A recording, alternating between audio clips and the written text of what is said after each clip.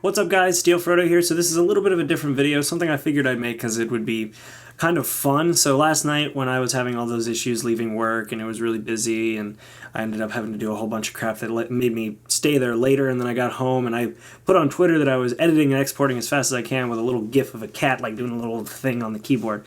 And somebody responded to that tweet, and this was what they responded to. I can't remember it verbatim right now, but that's the tweet.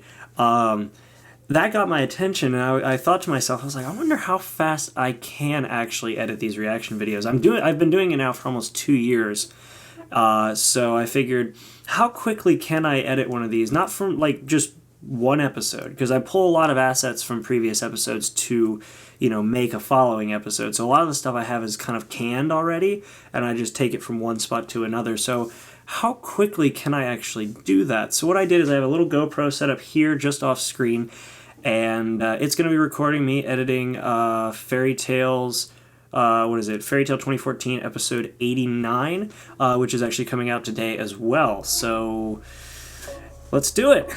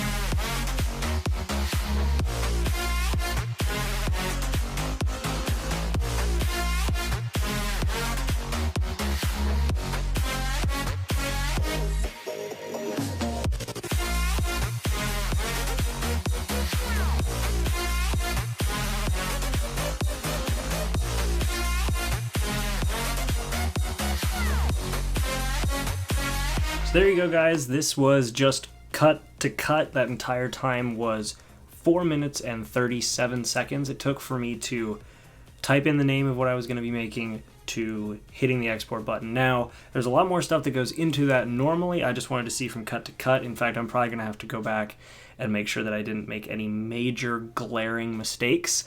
Actually, no, I'm not going to do that. I'm just going to post that one and see how it goes, if I made any mistakes or anything like that don't affect copyright issues. If there were no issues that affected copyright, then I'm just going to post it as is and leave it. But normally that editing process requires previewing any of the main pivotal points to make sure the audio sounds good, making sure that, like, I drop the opening and ending volumes, but double checking to make sure that they're low enough and that they don't really affect anything. Making sure that the end slate is rendered properly, making sure the opening slate is rendered properly because it's a full 3D effect that I have to render.